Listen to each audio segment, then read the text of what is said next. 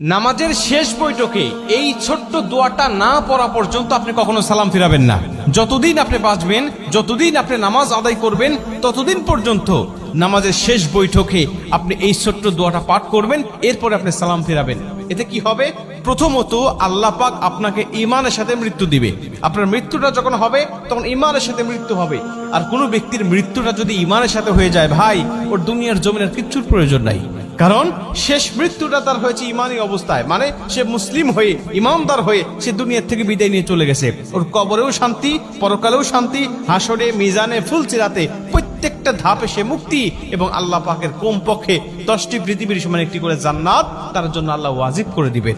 কারণ শেষ মৃত্যুটা তার হয়েছে ইমানি হালতে।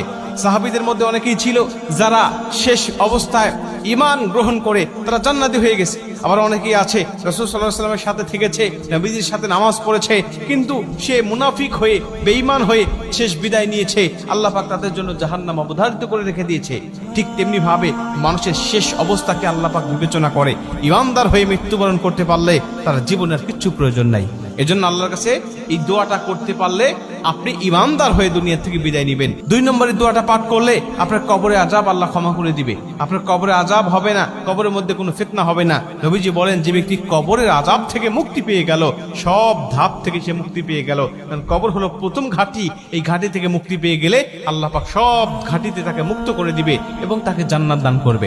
এবং 3 নম্বর হলো আল্লাহ জাহান্নামের আযাব থেকে, জাহান্নামের কষ্ট থেকে, জাহান্নামের পীড়া থেকে আল্লাহ তাকে মুক্তি দান করবেন।